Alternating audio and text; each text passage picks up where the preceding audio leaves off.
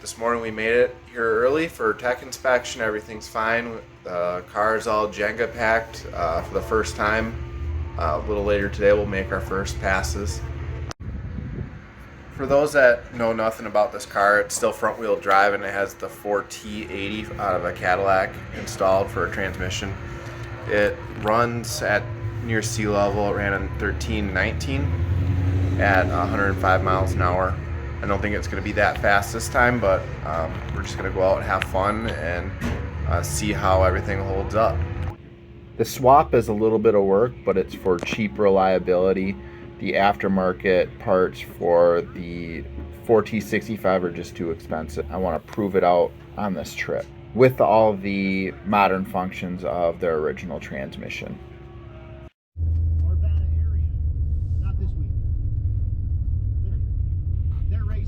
The track was using a radio station to make announcements, and I left the station on with the volume up.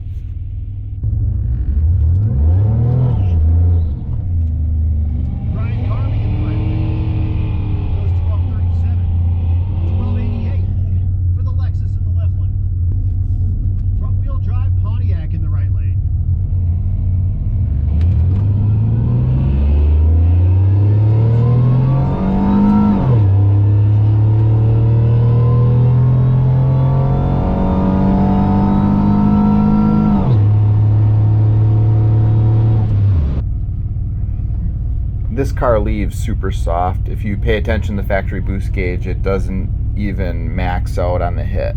At roughly 4,900 feet elevation, the air is pretty thin up here. Front-wheel drive Pontiac in the right lane.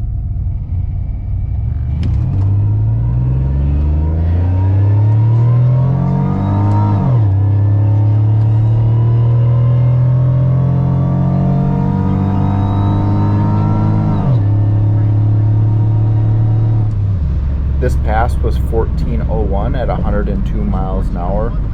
We were one and done and changed the car over. The first drive day we went to Kearney, Nebraska through eastern Colorado and Kansas. In this part of the plains, everything's real spread out. This small filling station was one of our checkpoints and made for some cool pictures.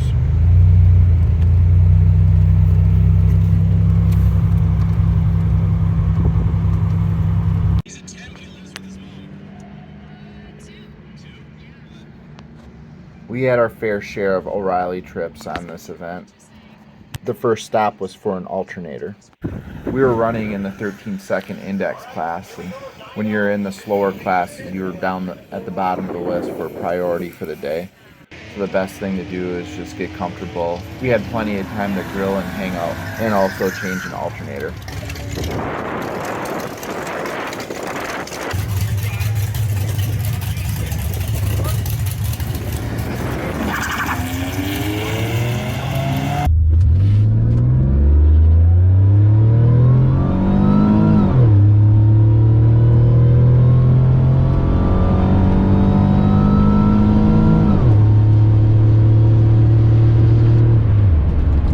The lower altitude helped everyone this day. It especially really helped me. We ran a 1333 at 105. The car has done pretty good. At altitude, we've learned that it just won't 60 foot at all.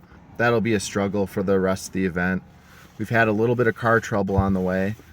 Lost an alternator on the first drive day. It started overcharging, and things like the ABS light and digital display were flickering in and out, and then we realized we were overcharging. So we had to pick up an alternator. That wasn't a big deal. We have some oxygen sensor wires rubbed through on a heat shield that we'll have to address. And of course the streetcar stuff of having AC and thinking that we're going to be air conditioned the whole time. I had a blend door go out yesterday and it was full heat and 95-degree weather. Another thing that we had issues with when it started majorly overcharging, the electrical system just freaked out and put the car in third gear limp mode, and we didn't really know what was going on. We thought we lost everything in the transmission electronically, but we were able to reset the alternator by letting it cool off and unplugging the exciter while it was running.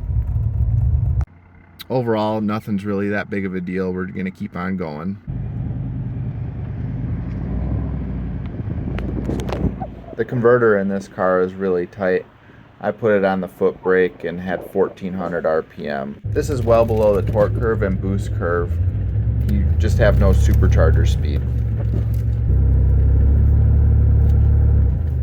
1400 stall.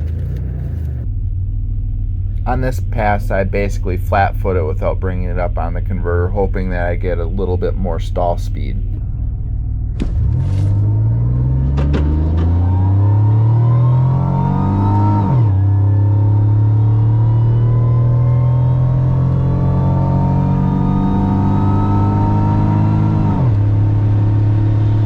The front-wheel drive Pontiac Grand Prix.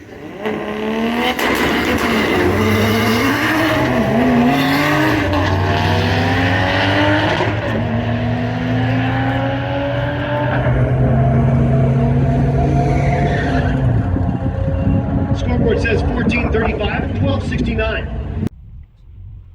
This is the part of the trip where the scenery gets very good.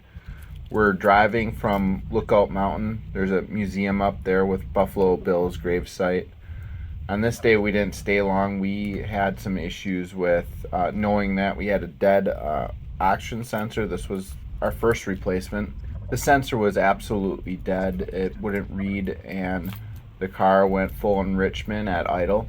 We basically coasted all the way down this hill to Golden, Colorado, where there was an O'Reilly's that had a suitable replacement. Of course, we changed it out in their parking lot and continued on with our day. Our second checkpoint stop in the day was in Central City, Colorado. It's just over 8,500 feet elevation. It's got a lot of casinos, and there's an old town area with shops. We found a spot in town near the Historical Society to take a good picture.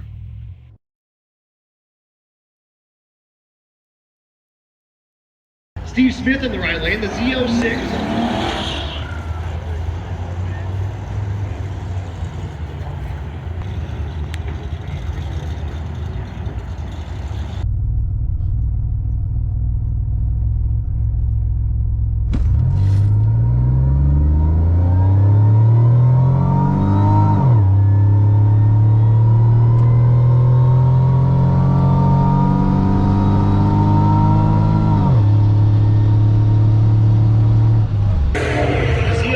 Banging gears. Goes 13, 30, 14, 15 in the left lane.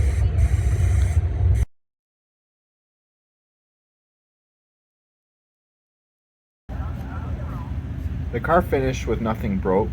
The final day we made it to Pueblo, and it was a bracket race between basically everyone that wasn't in the fastest 16 and the two fast classes. We were allowed a test pass to see what our dial-in time would be.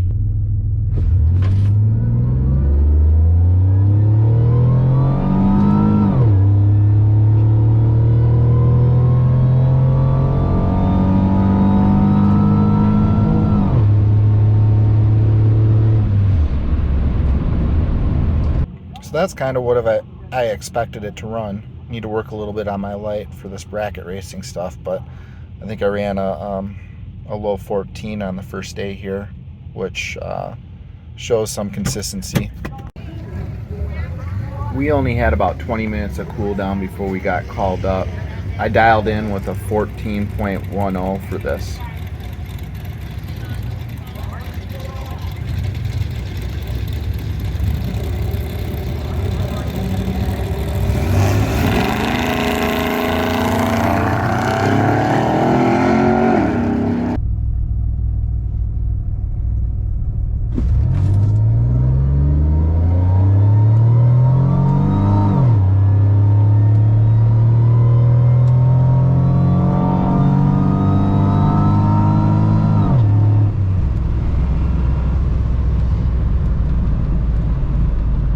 Well, I left early, but I didn't see anything red, and then I started looking for them because I couldn't see them. And I lifted about 100 feet before the finish line. Unfortunately, I didn't slow down enough and I broke out. Well, that didn't work out. The car picked up way too much. I did let off. I'm down few mile an hour, but that's the fastest it's ran at elevation. The coolest thing here, even though I lost, look at that reaction time. Oh, I think the car picked up because the intercooler pump is working intermittently, and I made sure it was working on that pass. I basically found out what I needed to find out about this. There's some bugs with the car, but over the course of the week, we discovered most of them. Everything held up just fine. We know how bad the converter is. I have another converter in my possession that will hopefully light the car off the line much better. The trip itself was very cool, and I would highly recommend it if you're interested in road trips and seeing the sights of the West. With the assumption of losing about 3% horsepower for every 1,000 feet, there's an understanding that as you go up in elevation, you're going to lose power. And this is just simple. I'm not getting into density, altitude, and all that stuff. This is just simple elevation. You can see that the times are somewhat repeatable per the track. All the data is normalized to a 3-3 pulley with no changes to the car. On the first day, Bandimere was a little bit overcast and windy, and on the second day, I recall it being sunnier and less clouds. That could contribute to a little bit more of a spread. Pueblo, one of the runs I made was a very good run in the 13s, and that's because my intercooler pump was off, probably for both previous passes.